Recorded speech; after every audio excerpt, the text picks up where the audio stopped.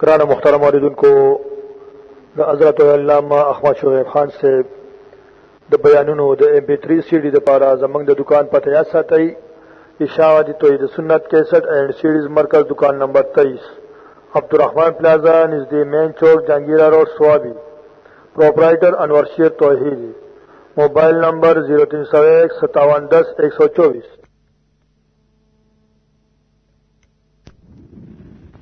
وما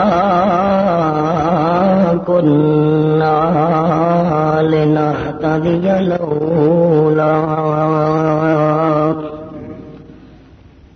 لولا أن هدانا الله والصلاة والسلام على سيد الرسل وخاتم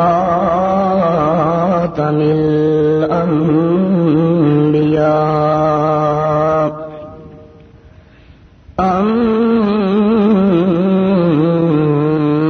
بعد فأعوذ بالله من الشيطان الرجيم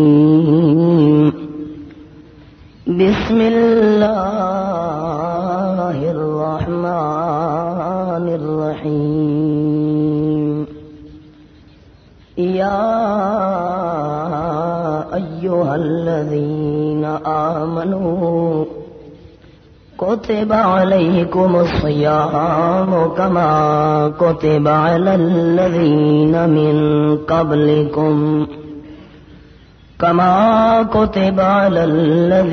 من قبلكم لعلكم تتقون سبحان ربك رب العزة عما يصفون وسلام على المرسلين والحمد لله رب العالمين إن الله وملائكته يصلون على النبي يا أيها الذين آمنوا صلوا عليه وسلموا تسلیما۔ سامعین، بزرگوں اور بھائیوں، مالک کائنات نے جب سے انسانیت کو وجود عطا کیا ہے، ابتدا سے لے کر آج تک، آغاز سے لے کر آج تک، اس کائنات کے اندر انسانیت کے افراد میں سے کوئی فرد آج تک ایسا نہیں آیا جس انسان کے ذہن کے اندر خوش نصیب بننے کی تمنا اور خواہش نہ رہی ہو۔ یہ الگ بات ہے کہ خوش نصیب ہونے کا معیار کیا ہے۔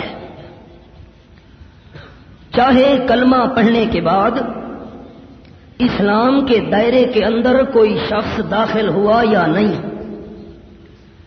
غیر مسلم کیوں نہ ہو، یہودیت عیسائیت سے تعلق رکھنے والے افراد کیوں نہ ہوں، لیکن ان کی تمنا بھی ابتدا سے لے کر آج تک یہی رہی ہے کہ ہمارا شمار خوش نصیب لوگوں میں ہونا چاہیے، بد نصیب لوگوں میں ہمارا شمار نہ ہو۔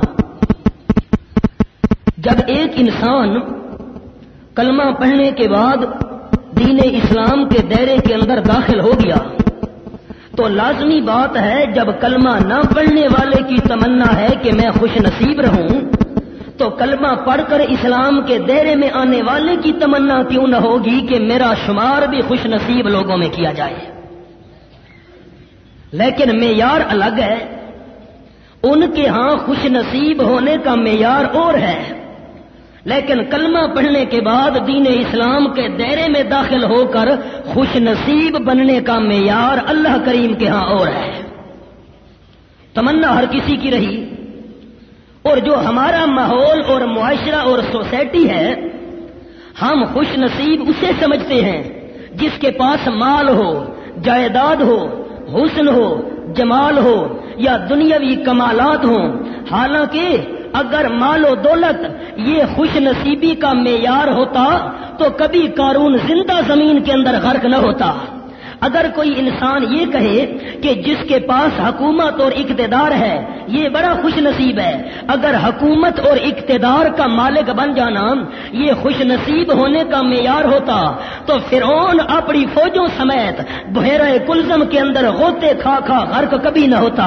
معلوم ہوتا ہے مال و دولت بھی خوش نصیب ہونے کا معیار نہیں، حکومت اور اقتدار بھی خوش نصیب ہونے کا معیار نہیں. اگر اور کوئی سامنے آئے اور کہے کہ میں تمہیں ایک آدمی دکھاتا ہوں حسن و جمال، تم کہتے ہو کہ مال و دولت یہ خوش نصیبی کا معیار نہیں، اقتدار اور حکومت خوش نصیبی کا معیار نہیں، لیکن حسن و جمال کو خوش نصیبی کا معیار مان لو تو ہم وہ معیار بھی ماننے کے لیے تیار نہیں.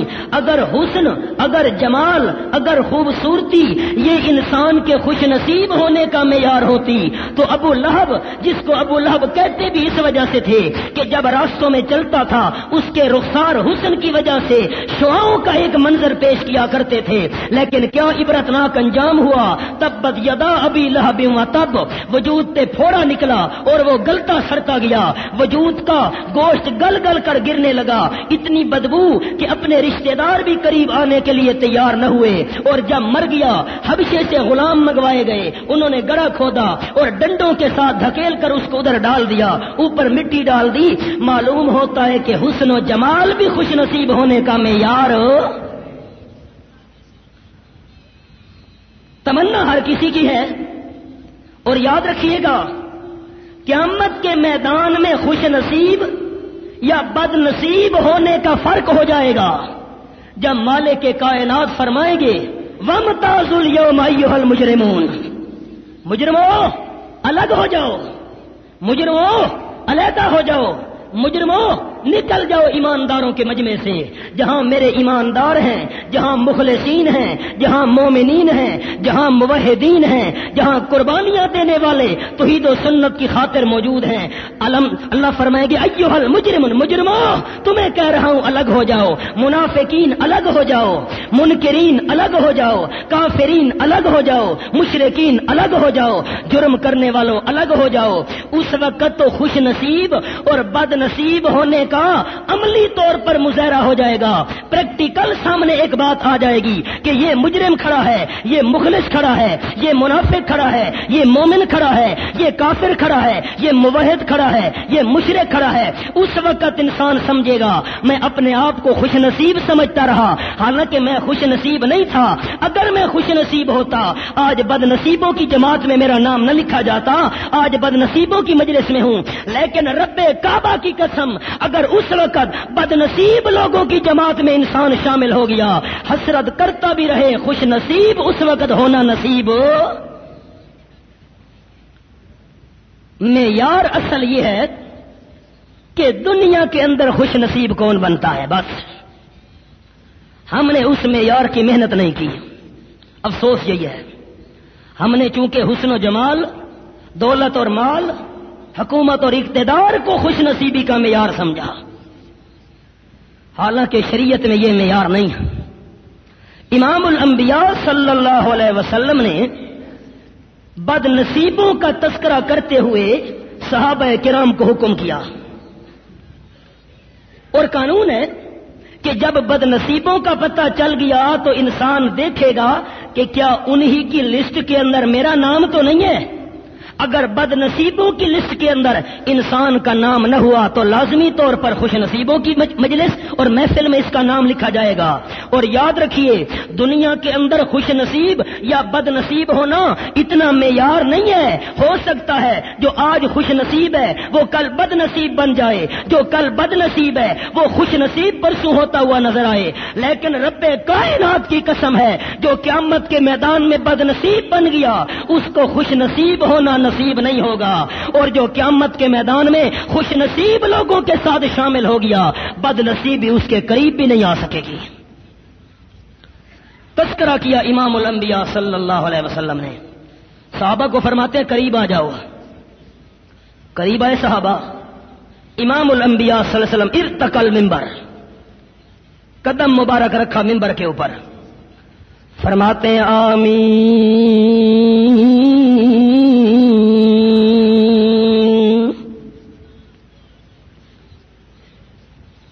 دوسرے قدم پر پاؤں مبارک رکھا، فرماتے ہیں آمین۔ تیسرے قدم پر پاؤں مبارک، فرماتے ہیں آمین۔ میں قربان کروں تمام خطیبوں کے ان ممبروں کو اس ممبر کی شان پر جس ممبر پر آمنہ کے لال نے قدم رکھا۔ تمام خطباء کے ممبر کٹھے کر دیے جائیں، لیکن امام الانبیاء صلی اللہ علیہ وسلم کا پاؤں جس ممبر مبارک پر آیا اس ممبر کی شان کا مقابلہ ہو سکتا۔ پر بڑا افسوس ہے، انسان کی سوچ کہاں سے کہاں چلی گئی۔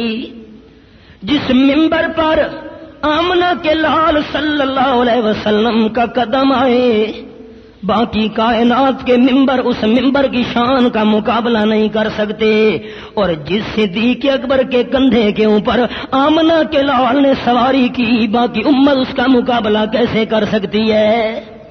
یہ انسان نے نہیں سوچا۔ کالا آمین، تین مرتبہ آمین آمین۔ صحابہ کرام حیران ہو گئے، آج آمنہ کے لال صلی اللہ علیہ وسلم کی زبان مبارک سے ہم نے تین مرتبہ آمین آمین سنا۔ پہلے قدم پر پاؤں مبارک رکھا، آمین۔ ممبر کی دوسری سیڑھی پر قدم آمین، تیسری پر قدم آمین۔ صحابہ حیرانوں کی عرض کرتے ہیں اللہ کے محبوب خیر تو ہے، آج ایسا عجیب ماجرا پیش آیا ہے، پہلے تو کبھی پیش نہیں آیا۔ اب آمنہ کے لال صلی اللہ علیہ وسلم تین بد نصیبوں کا ذکر کرنے لگے ہیں۔ آؤ میرے صحابہ کرام، میں تین بد نصیبوں کا تمہیں تذکرہ سناؤں۔ یہ کون سے تین بد نصیب؟ میں جب ممبر کے قریب ہوا تم بھی ممبر کے ساتھ آ گئے، آ گیا تھا جبریل امین، اور جبریل امین نے بد دعا کی، اللہ کرے ہلاک اور برباد ہو جائے وہ بندہ، بد نصیب ہے وہ بندہ کہ جس کی زندگی کے اندر بوڑھے والدین بھی موجود تھے، لیکن من ادرا کا ابوئی، بوڑھے والدین بھی موجود تھے لیکن لم یدخلہ الجنہ، اس بد نصیب کی بد نصیبی غالب آ گئی، اور اس نے اپنی زندگی کے اندر بوڑھے والدین کی خدمت کر کے جنت حاصل نہیں کی، ہلاک ہو جائے بندہ۔ تو میں نے کہا آمین، میری تائید بھی ساتھ ہے۔ اب غور کرنے کا مقام ہے کہ بد دعا کرنے والا سید الملائکہ، تمام فرشتوں کا سردار، اور آمین آمین کر کے اس کی اجابت کی دعا کرنے والا سید الانس والجان، ساری کائنات کا امام۔ بھلا اب اس انسان کے بد نصیب ہونے میں کسی قسم کے شک کی گنجائش ہے؟ صحابہ حیران۔ جبریل آیا تھا؟ ہاں جی جبریل آیا تھا، اور دوسری سیڑھی تھی، ہاں جبریل نے بد دعائیں کی ہیں ان بد نصیبوں کے لیے۔ میں آمنہ کے لال نے قدم رکھا، جبریل نے بد دعا کی، من ادرکا بوئی، جس بندے نے بوڑھے والدین کو پایا اپنی زندگی کے اندر لیکن لم یدخلہ الجنہ، اپنے والدین کی خدمت کر کے بہشت برین حاصل نہیں کی، تباہ و ہلاک ہو جائے وہ بندہ۔ اور میں آمنہ کے لال نے فرشتوں کے سردار کی بد دعا کے جواب میں کہا آمین۔ جبریل واقعی میری تائید بھی تیرے ساتھ ہے، ایسا بندہ واقعی بد نصیب ہلاک ہونے کے قابل ہے۔ پر اللہ کریم کے قرآن کا مطالعہ کرتا وہ انسان جس نے بوڑھے والدین کو پایا اپنی زندگی کے اندر، رب العالمین کی لاریب کتاب میرے سامنے، سورت کا نام سورت بنی اسرائیل، مالک کائنات فرماتے ہیں وَقَضَىٰ رَبُّكَ أَلَّا تَعْبُدُوا إِلَّا إِيَّاهُ وَبِالْوَالِدَيْنِ إِحْسَانًا، سورت بنی اسرائیل 15واں پارہ اور آیت نمبر 23 میرے سامنے۔ سب سے پہلے مالک کائنات نے اپنے حق بیان کیے، تیرے پروردگار کا فیصلہ ہے کہ میں اللہ کریم کے سوا کسی کی بھی عبادت نہیں کرنی۔ اللہ کریم اس کے بعد فرمایا وَبِالْوَالِدَيْنِ إِحْسَانًا، اللہ نے یوں نہیں فرمایا کہ والدین کے ساتھ عدل کر، والدین کے ساتھ برابری کر، نہیں، احسان کر والدین کے ساتھ۔ کیا مانا؟ اگر کوئی ضرورت کے وقت مجھے 1 روپیہ دے دے اور جب اس کے اوپر مشکل آئے میں بھی 1 روپیہ اسے دے دوں، اسے احسان نہیں کہتے، اسے برابری کہتے ہیں۔ اور اللہ فرماتے ہیں بالوالدین احسانا، احسان کر، برابری نہیں کرنا۔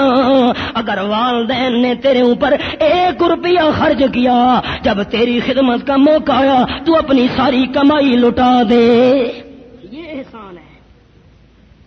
اللہ اور کچھ فرمایا دوسرا قانون سن، اما یبلغن عندک الکبر احدہما او کلاہما فلا تقل لہما اف، والد بوڑھا ہو گیا، والدہ بوڑھی ہو گئی ہے، اور اگر ان کی زبان سے کوئی کلمہ نکل گیا جو تجھے پسند نہیں آیا، اگر والدین بوڑھے کوئی کام کر بیٹھے جو تیری طبیعت کے موافق نہیں تھا، تو کوئی بات اور کوئی کام غیر موافق اپنی طبیعت کے سن کر والدین کے سامنے لا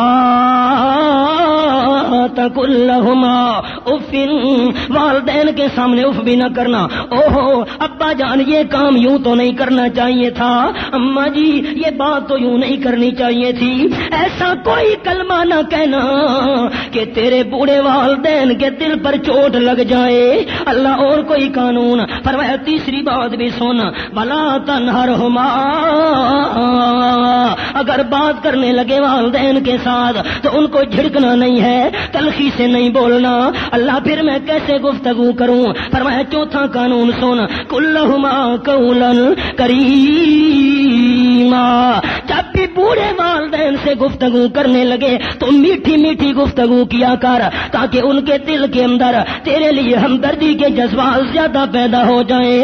اللہ کریم اور کچھ فرمایا پانچواں قانون بھی سن، واخفض لہما جناح الذل من الرحمہ، جس طرح مرغی کو دیکھتے ہو اوپر سے کوئی کبا آ رہا ہے، چیر اوپر سے آ رہی ہے اور مرغی کے چھوٹے چھوٹے چوزے ہوتے ہیں، جلدی جلدی چوزوں کو بلا کر اپنے پروں کے نیچے چھپا لیتی ہے۔ اللہ فرماتے ہیں واخفض لہما جناح الذل من الرحمہ، اپنے رحمت والے بازو، مہربانی والے کندھے والدین کے اوپر جھکا دیں۔ اگر کوئی مشکل آنے والی ہے اپنے اوپر مشکل برداشت کر، والدین کے اوپر کوئی تکلیف نہ آنے دے۔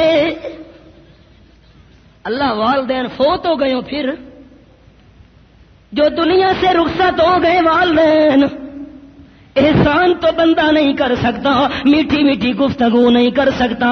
اللہ فرماتے ہیں تیری زبان تو کسی نے بند نہیں کی، قل رب ارحمہما کما ربیانی صغیرا، اگر دنیا سے رخصت ہو بھی گئے تو ان کے لیے رحمت کی دعائیں مانگتا رہے۔ اللہ جس طرح میں چھوٹا تھا انہوں نے میرے ساتھ شفقت والا سلوک کیا تھا، اب تیرے قرب میں پہنچ گئے ہیں انہوں نے مجھ پر شفقت کی تھی، اللہ ان پر رحمت کی بارشیں برسا۔ ہم کہاں جا رہے ہیں؟ پہلا بد نصیب، بخاری شریف کے اندر حدیث ہے، آپ صلی اللہ علیہ وسلم فرماتے ہیں بوڑھی والدہ نے آواز دی یا جریج،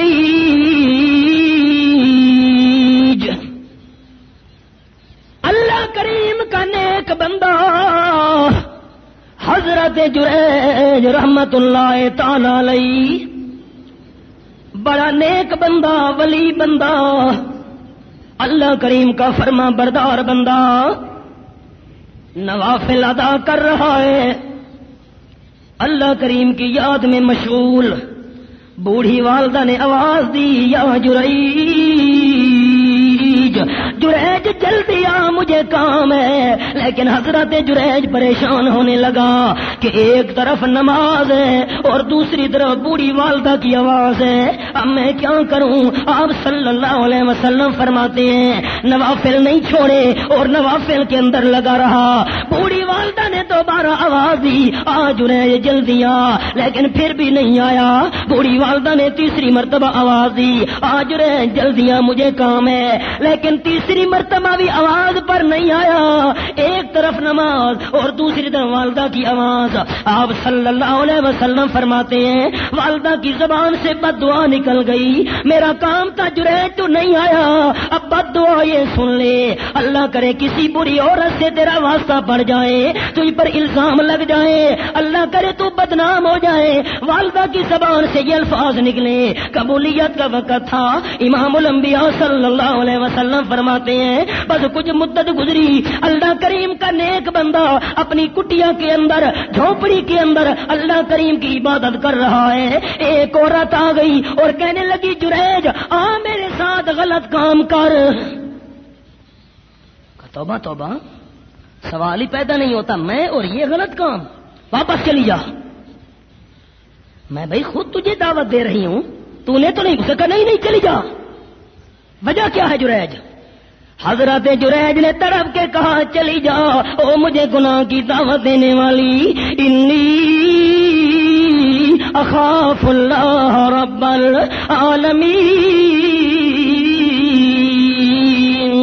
یہ بات تو ٹھیک ہے، جھونپڑی میں تو ہے یا میں ہوں اور تیسرا ہمیں کوئی دیکھنے والا انسان نہیں ہے، لیکن ہم دو اکیلے کیوں نہ ہوں، لیکن انی اخاف اللہ، اللہ کریم سے تو چھپ نہیں سکتے، مالک کائنات تو دیکھ رہا ہے، چلی جا یہاں سے، اللہ کریم کے ڈر کی وجہ سے میں کام نہیں کرتا۔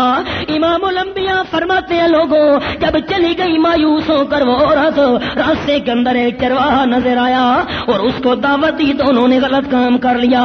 کچھ مدت کے بعد جب بچہ پیدا ہوا ساری برادری کھڑی ہو گئی، او بدبخت تو نے یہ کام کیا کیا، ابھی تک تو تیری شادی بھی نہیں ہوئی تھی اور بچہ پیدا ہو گیا۔ وہ عورت کہنے لگی مجھے کچھ نہ کہو برادری والوں، آپ صلی اللہ علیہ وسلم فرماتے ہیں عورت کہنے لگی میرے ساتھ زبردستی جریج نے یہ غلط کام کیا تھا۔ جریج نے، اور وہ تو بڑا اللہ کا نیک بندہ ہے، یہ اسی نے کیا ہے۔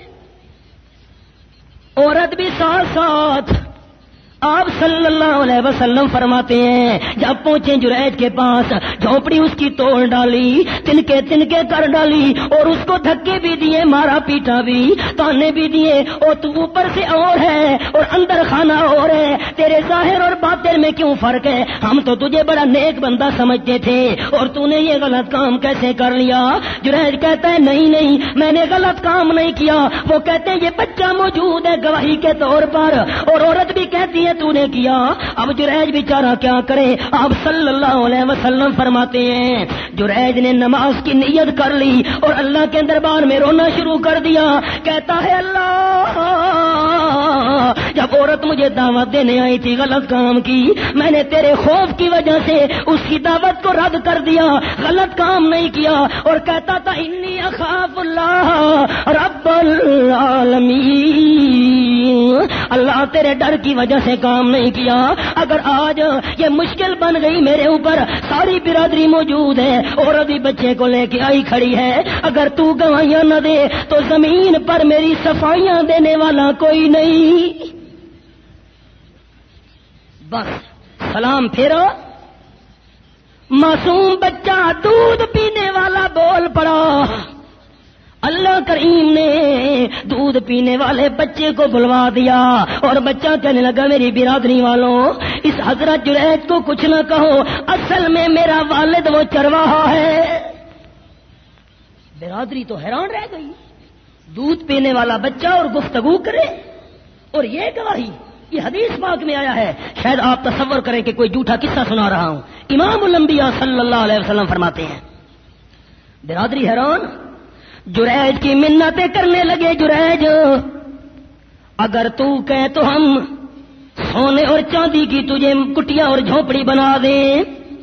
کہنے لگا نہیں، میرے لیے وہ تنکوں والی کٹیا اور جھونپڑی کافی تھی۔ تب حضرت جریج کو خیال آیا، مجھے بوڑھی والدہ نے آواز دی تھی اور 3 مرتبہ بلایا تھا، جریج جلدی آ، لیکن میں نماز میں مشغول رہا، حالانکہ نوافل تھے، چھوڑ کر بھی چلا جاتا، بعد میں ادا ہو سکتے تھے، لیکن والدہ کی آواز پر نہیں کیا، اور والدہ نے ناراض ہو کر بد دعا کی۔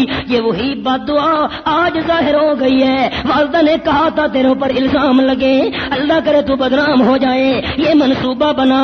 اللہ کے پاک پیغمبر صلی اللہ علیہ وسلم نے مسئلہ سمجھا دیا، جریج کا قصہ بیان کر کے، کائنات والوں والدین کی ناراضگی سے ڈرا کرو، والدین ناراض ہو گئے ممکن ہے دونوں جہان برباد ہو جائیں۔ انسان کلمہ پڑھنے والے کو آج یہ فکر ہی نہیں رہی۔ پہلا بد نصیب، جب مکہ فتح ہوا، آپ صلی اللہ علیہ وسلم تشریف فرما ہے، حضرت ابو بکر صدیق رضی اللہ تعالیٰ عنہ آ رہے ہیں حاضری دینے کے لیے۔ آپ نے دیکھا تو بے قرار ہونے لگے کہ حضرت صدیق اکیلا نہیں، ساتھ اپنے بوڑھے والد کو بھی لے کے آ رہا ہے، حضرت ابو قحافہ۔ آپ صلی اللہ علیہ وسلم دوڑ پڑے، قریب پہنچے، فرمایا، چادر مبارک بھی کندھوں سے گر پڑی، فرماتے ہیں صدیق خیر تو ہے، آج اپنے بوڑھے والد کو لے کر کیوں آ رہے ہو؟ حضرت صدیق اکبر نے عرض کی، اللہ کے محبوب، آنکھوں سے نابینا ہے میرا والد، 80 سال کی تقریباً عمر ہے، سفید بال ہو چکے ہیں، آنکھوں میں دیکھنے کی طاقت نہیں رہ گئی، وجود کانپتا ہے، ہاتھ پاؤں لرزتے ہیں، اور عصا کے سہارے پہ آ رہا ہے، اور یہ میرا ابا جان 80 سال تک آپ کے ساتھ دشمنی کرتا رہا، آج 80 سال کا بوڑھا والد جناب کا کلمہ پڑھنے آیا ہے۔ کلمہ؟ آپ بے قرار ہو گئے، فرماتے صدیق، اگر بوڑھے ابو قحافہ کو کلمہ بھی پڑھانا تھا، اسے کیوں تکلیف دی؟ میں آمنہ کے لال کو کہہ دیتا، میں چل کے آ جاتا۔ آپ نے اس کے کندھے پہ ہاتھ رکھا، کندھے کو ہلایا، فرمانے لگے، ابو قحافہ، جس امام الانبیاء کی مخالفت کیا کرتا تھا وہ میں آمنہ کا لال، میں تیرے سامنے موجود ہوں، اور تو نے 80 سال تک میرے ساتھ زیادتیاں کی ہیں، اور اگر آج میں بھی تیرے ساتھ ویسا سلوک کروں پھر تیرے اور میرے درمیان فرق باقی نہیں رہتا، ساری تیری غلطیاں معاف۔ یہاں تو دوسروں کے والدین کا احترام ہو رہا ہے۔ پہلا بد نصیب بندہ من ادرک بوئی، اور جس کی زندگی میں والدین بوڑھے ہو گئے لیکن لم یدخلہ الجنہ، اس نے والدین کی خدمت کر کے بہشت برین حاصل نہیں کی، بڑا بد نصیب بندہ ہے یہ۔ آپ صلی اللہ علیہ وسلم فرماتے ہیں، صحابہ، جب میں نے اور سیڑھی پر قدم رکھا جبریل نے بد دعا کی، اے امام الانبیاء صلی اللہ علیہ وسلم، من ذکرت عندہ فلم یصلی علیک، ہلاک ہو جائے وہ بندہ، تباہ ہو جائے وہ بندہ کہ آپ کا اس میں گرامی نامی جس بندے کے سامنے آیا اور اس بندے نے ضد کی وجہ سے درود نہیں پڑھا۔ کیا ضرورت ہے درود پڑھنے کی؟ ہلاک ہو جائے وہ بندہ، تباہ ہو جائے وہ بندہ، من ذکرت عندہ۔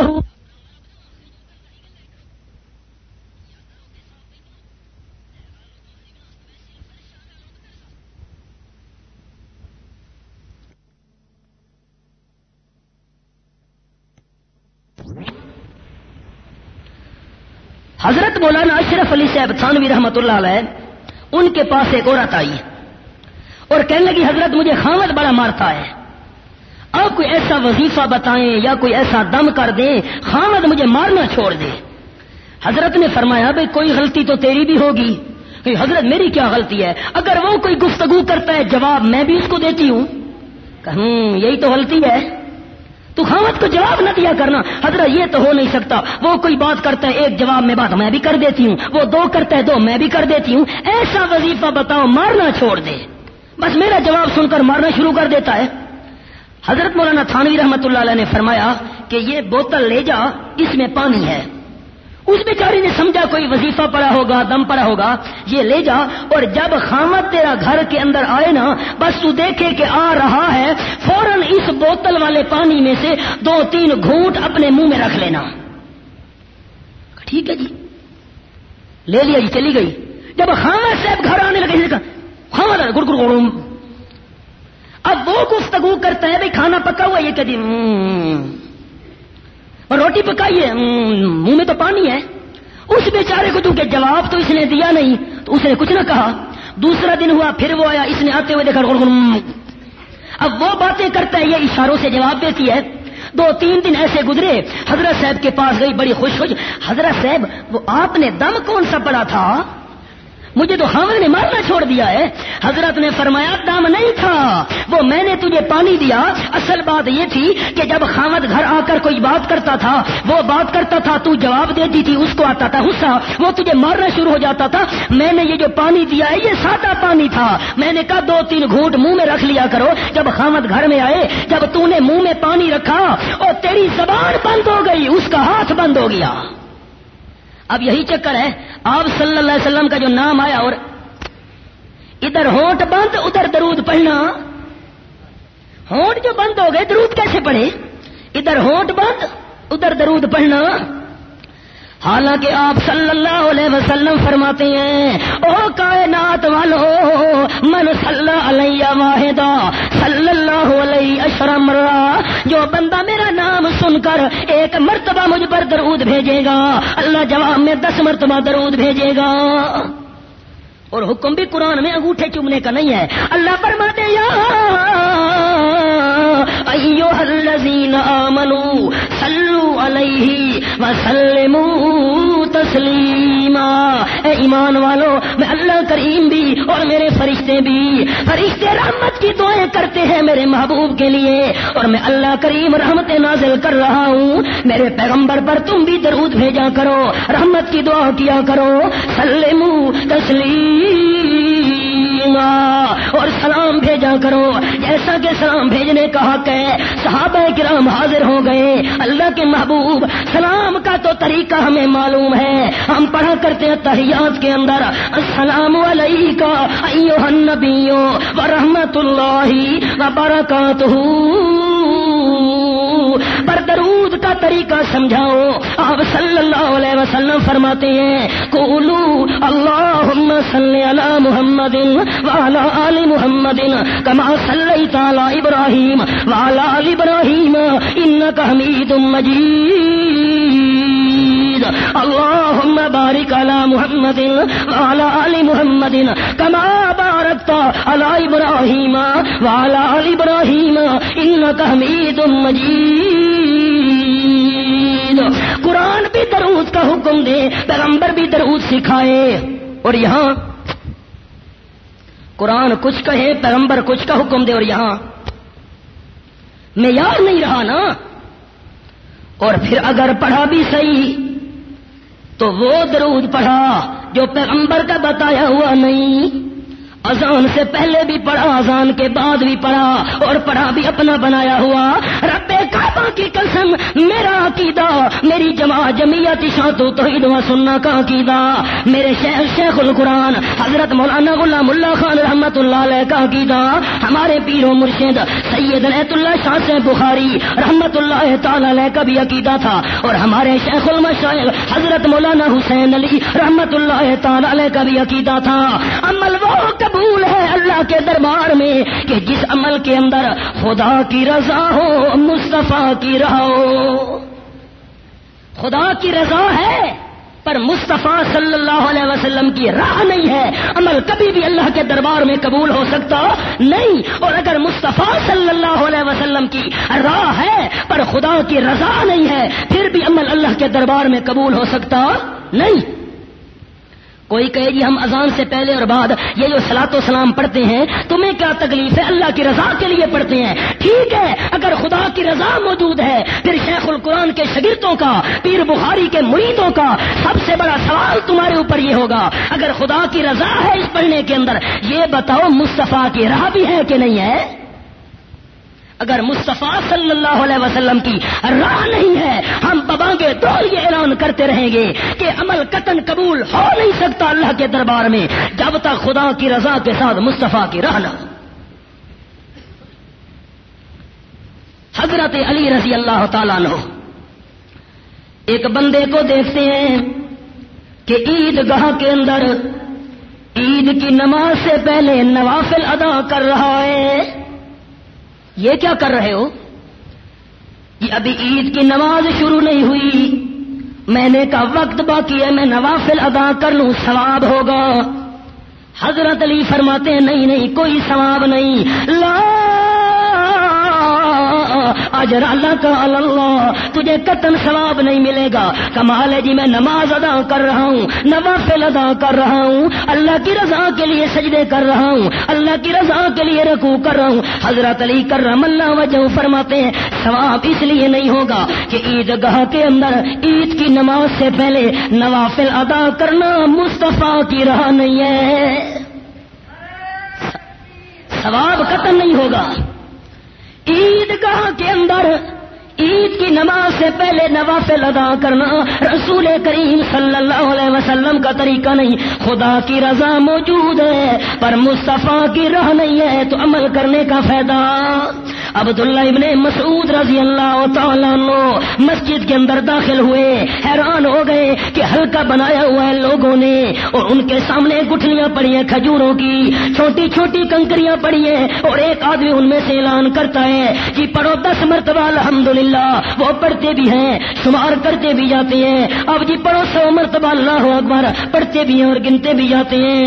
ابن مسعود رضی اللہ تعالیٰ عنہ نے فرمایا اپنے ہمراہی ساتھیوں کو نکالو مسجد سے ان بتیوں کو، نکالو ان بتیوں کو. جی اللہ کا ذکر کر رہے ہیں. ابن مسعود فرماتے ہیں نکالو ان بتیوں کو. کیوں؟ اس لیے کہ دائرہ بنا کر مسجد کے اندر کنکریاں رکھ کر ذکر کرنا اور ایک آدمی کہے جی پڑھو 100 مرتبہ الحمدللہ، 100 مرتبہ سبحان اللہ، آدمی حکم کرتا جائے، یہ دائرہ بنا کر پڑھتے جائیں، شمار کرتے جائیں. یہ طریقہ آپ صلی اللہ علیہ وسلم کا کوئی نہیں. اور عمل قبول تب ہوگا خدا کی رضا ہو، مصطفیٰ صلی اللہ علیہ وسلم کی راہ ہو. مسئلہ تو تھا، آپ فرماتے آمین کہ جس بندے کے سامنے میرا نام نامی آیا، اس میں گرامی آیا اور بندے نے درود نہیں پڑھا ہلاک اور تباہ ہو جائے وہ بندہ. آمنہ کے لال فرماتے آمین. یہ تیسری آمین کیوں فرمائی آپ نے؟ جی فرشتوں کے سردار نے کہا من ادرک رمضان فلم یغفر لہ، کہ جس بندے کی زندگی کے اندر رمضان شریف کا مہینہ آیا اور اس بندے نے اپنے اللہ کریم سے گناہ معاف نہیں کرائے ہلاک ہو جائے وہ بندہ. میں نے کہا آمین. یہ بد نصیب، پہلا بد نصیب بوڑھے والدین کی خدمت نہ کرنے والا، دوسرا بد نصیب آپ کا نام نامی سن کر درود نہ پڑھنے والا، اور تیسرا بد نصیب کہ رمضان شریف کا مہینہ آیا اور اس بندے نے اپنے گناہ معاف نہیں کرائے. من ادرک رمضان فلم یغفر لہ. حالانکہ آپ صلی اللہ علیہ وسلم فرماتے ہیں او کائنات والوں من قام رمضان ایمان و احتسابا قد غفر له ما تقدم من ذنبه. من صام رمضان ایمان و احتسابا قد غفر له ما تقدم من ذنبه او کما قال النبی صلی اللہ علیہ وسلم. جو بندہ ایمان کے ساتھ اور آخرت کو سنوارنے کے جذبے کے ساتھ رمضان شریف کے روزے رکھے، اللہ کرے میری آخرت سنور جائے، لیکن پہلی شرط یہ ہے من صام رمضان ایمانا. قبر چٹو نہ ہو، درباروں کا پجاری نہ ہو، مزاروں پر غلاف چڑھانے والا نہ ہو، قبروں پر جا کر ان کے آگے جھک کر سوال کرنے والا نہ ہو، امام بری کو کھوٹی قسمت کھری سمجھنے والا نہ ہو۔ پہلی شرط یہ ہے من صام رمضان ایمانا، ایمان موجود ہو اور ایمان بھی خالص موجود ہو۔ اگر خالص ایمان نہیں ہے، ایمان میں ملاوٹ ہے شرک کی، اس بندے کو رمضان کے روزے رکھنے کی قطعی اجازت نہیں۔ کیا ضرورت ہے اسے، کیا فائدہ ہے اسے جس کے دل کے اندر خالص ایمان موجود نہیں ہے۔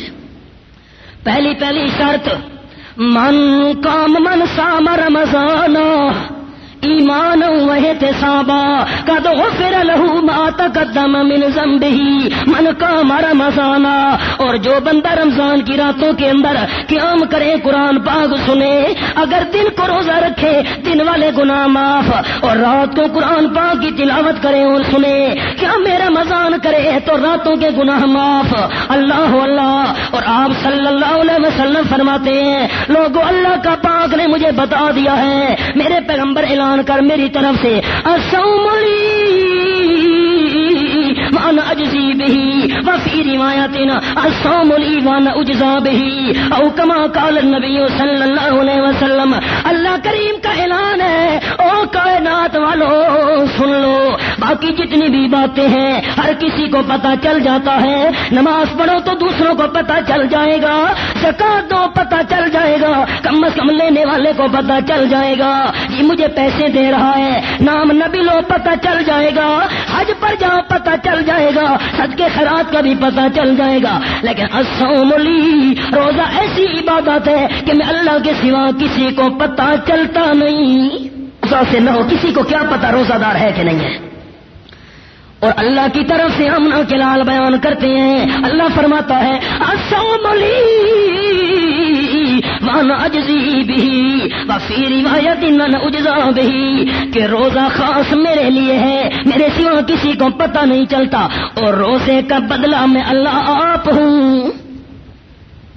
اب ان الفاظ کو توجہ سے سننے کی ضرورت ہے۔ روزے کا بدلہ میں اللہ خود ہوں، میں اللہ خود ہوں، اس کا کیا مطلب؟ سلطان محمود غزنوی جا رہا ہے راستے کے اندر اور تھیلی میں ہاتھ ڈالا، ہیرے نکالے، اشرفیاں پھینک دیں، اور جو 7 فوجی آ رہے تھے ان کو حکم دیا چن لو، جس نے جتنی چن لی اس کی ہو گئی، وہ ہیرے چن لو، اشرفیاں چن لو۔ تمام فوجی اور لشکری چننے کے اندر مصروف ہو گئے۔ محمود نے اپنا گھوڑا تیز کر دیا، لیکن حیران ہو گیا محمود کہ ساتھ دوسرے گھوڑے کے ٹاپوں کی آواز آ رہی ہے۔ حیران ہو کے دیکھتا ہے تو ایاز غلام بھی ساتھ ساتھ گھوڑا بھگاتے ہوئے آ رہا ہے۔ محمود نے پوچھا ایاز کالے رنگ کا غلام، اقبال نے کہا ایک ہی صف میں کھڑے ہو گئے محمود و ایاز، نہ کوئی بندہ رہا نہ کوئی بندہ نواز۔ ایاز تجھے اشرفیوں کی ضرورت نہیں ہے، جانا اشرفیاں چن، میں نے جو عام اعلان کر دیا تھا اشرفیوں کا چننا چن، باقی بھی چن رہے ہیں۔ اب ایاز نے بڑے قیمتی الفاظ کہے، کہنے لگا محمود غزنوی مجھے اشرفیوں کی نہیں اشرفیوں والے کی ضرورت ہے، اشرفیوں کی نہیں اشرفیوں والے کی ضرورت ہے۔ اسی لیے آپ صلی اللہ علیہ وسلم نے یوں انداز سے بیان کیا اللہ کریم کی جانب سے الصوم لی وانا اجزا بہی، اللہ فرماتے ہیں روزہ خاص میرے لیے ہے، کسی کو پتہ نہیں چلتا، اور روزے کا بدلہ میں آپ ہوں، جسے اللہ مل گیا سمجھو سب کچھ مل گیا۔ جس کو اللہ مل گیا اسے اور کیا چاہیے؟ اللہ اللہ۔ آپ صلی اللہ علیہ وسلم فرماتے ہیں الصوم والقرآن یشفعان للعبد یوم القیامہ او کما قال النبی صلی اللہ علیہ وسلم۔ قیامت کا میدان ہوگا بڑی مشکل، اللہ اللہ منظر قرآن پاک کے اندر اللہ کریم نے عجب انداز سے بیان کیا، یا ایھا الناس اتقوا ربکم ان زلزلۃ الساعۃ شیء عظیم۔ یوم ترونها تذهل كل مرضعة عما ارضعت وتضع كل ذات حمل حملها وترى الناس سكارى وما هم بسكارى ولكن عذاب الله شدید. بڑا منظر قیامت کے میدان کا ہولناک. خدا کے روبرو جب دن قیامت کا بپا ہوگا، خدا کے روبرو جب دن قیامت کا بپا ہوگا تو اس دن باپ بیٹے کا، نہ بیٹا باپ کا ہوگا، نہ ہمشیرہ برادر کی، نہ سوجا اپنے شوہر کی. وہ ایسا وقت ہوگا بھائی بھائی سے جدا ہوگا. اس مقام پر اللہ کریم فرماتے ہیں اگر کوئی دودھ پلانے والی اماں ہوتی، والدہ کو بڑا پیار ہوتا ہے اپنی اولاد کے ساتھ، اور خاص طور پر اس وقت جب بچہ دودھ پینے والا ہو والدہ کا پیار اور بھی زیادہ ہوتا ہے. اللہ فرماتے ہیں قیامت کے میدان میں اگر کوئی دودھ پلانے والی ہوتی تو اپنے دودھ پینے والے بچے کو بھی پھینک دیتی. اتنا محبوب ہوگی نہیں، اگر ہوتی تو پھینک دیتی. تازہ کل ذات حمل حملہ، اگر قیامت کے میدان کے اندر اگر کوئی حاملہ ہوتی اپنے حمل کو بھی پھینک دیتی. اتنا ہولناک منظر ہوگا. یوم یفر المرء من اخیہ و امہ و ابیہ و صاحبتہ و بنیہ. اگر انسان ایک نیکی کی طلب کے لیے، ایک نیکی حاصل کرنے کے لیے اپنے بھائیوں کی طرف جائے گا، بھائی بھی انکار کر دیں گے. آج تیرا اور ہمارا اعمال دینے لینے والا کوئی تعلق نہیں ہے. چلو بھائیوں نے وفا نہیں کی، اپنی اماں جان کے پاس جاؤں، والد کی خدمت میں جاؤں، والد اور والدہ بھی نہ کر دیں گے. ایک نیکی بھی تجھے نہیں دے سکتے، مہربانی کرو ایک سبحان اللہ کی نیکی مانگتا ہوں. نہیں کہیں نہیں، ہمارے پاس ایک سبحان اللہ کی نیکی بھی نہیں ہے. صاحبت ہی و بنی، ممکن ہے میری گھر والی آج مجھ سے وفا کر جائے. گھر والی کے پاس جائے گا، ایک نیکی ضرورت ہے، وہ بھی انکار کر دے گی. ایک نیکی بھی تجھے آج دینا گوارا نہیں ہے. چلو بنی ہے اولاد کے پاس چلا جاؤں. دنیا کے اندر تمام حرام حلال اکٹھا کیا تھا اپنی اولاد کی دنیا سنوارنے کے لیے. ایک نیکی مل جائے ممکن ہے آخرت میری سنور جائے، لیکن وہ بھی انکار کر دیں گے. جب انسان مایوس ہوگا آپ صلی اللہ علیہ وسلم فرماتے ہیں اب الصوم والقرآن یشفعان للعبد یوم القیامہ. جب سارے انکار کر دیں گے اللہ کریم کے پیغمبر فرماتے ہیں اس بندے گناہگار کے لیے دو حمایتی سامنے آ جائیں گے. کہ کون حمایتی ہے؟ آج تو کوئی بھی حمایت کرنے والا نہیں ہے. الصوم والقرآن، روزے دار کے لیے روزہ حمایتی بن کے آئے گا. قرآن سننے سنانے والے کے لیے، پڑھنے پڑھانے والے کے لیے، جس نے رمضان کی راتوں کو قرآن کی تلاوت سے آباد رکھا، رمضان کے دن کو روزوں کے ساتھ یاد رکھا. روزہ اور قرآن بندے کے حمایتی بن کر آئیں گے قیامت کے میدان کے اندر. روزہ کہے گا پروردگار میں نے دن کو کھانے پینے سے اسے روک کے رکھا. قرآن پاک کہے گا میرے پروردگار رات کو نیند کرنے سے میں قرآن نے اسے روک کے رکھا. قرآن سنتا سناتا رہا، پڑھتا پڑھاتا رہا، نیند قربان کر دی. روزہ کہے گا پروردگار حلال قربان کر دیا روزے کی حالت میں. ہماری حمایت قبول کر، ہماری سفارش قبول کر. اپنے رشتہ دار تو انکار کر گئے. آپ صلی اللہ علیہ وسلم فرماتے ہیں اللہ دونوں کی گواہی قبول کر کے گناہگار کے لیے جنت کا فیصلہ فرما دے گا. لیکن شرط یہ ہے کہ روزہ اور قرآن کا مقصد ہمارے سامنے ہو. قرآن کیا ہے سنیے. اللہ کریم فرماتے ہیں یا ایھا الذین آمنوا کتب علیکم الصیام کما کتب علی الذین من قبلکم لعلکم تتقون. اے ایماندارو، روزے تم پر فرض کیے گئے جیسا کہ تم سے پہلی امتوں پر بھی فرض کیے گئے تھے. اللہ راز کیا ہے؟ رمضان شریف کے روزے رکھنے کے اندر حکمت کیا ہے؟ اللہ فرماتے ہیں لعلکم تتقون، تاکہ تمہارے اندر تقوی والی دولت پیدا ہو جائے. نیکیوں پر ڈٹ جانا شروع کر دو اور گناہوں سے ہٹ جانا شروع کر دو. نیکیوں پر ڈٹ جانا، گناہوں سے ہٹ جانا، اسی کا نام ہے تقوی. عجیب بات ہے، روزوں کا مسئلہ جب ختم ہوا، قرآن پاک میں اللہ کریم نے فوراً آگے آیت نازل کر دی. فرمایا لا تاکلوا اموالکم بینکم بالباطل، حرام طریقے سے مال نہیں کھانا. روزوں والا مسئلہ بیان کرنے کے بعد فوراً آگے یہ مسئلہ حرام نہیں کھانا. اللہ کریم سمجھانا کیا چاہتا ہے کہ سال کے 12 مہینے ہیں، سال کے 12 مہینوں میں سے 11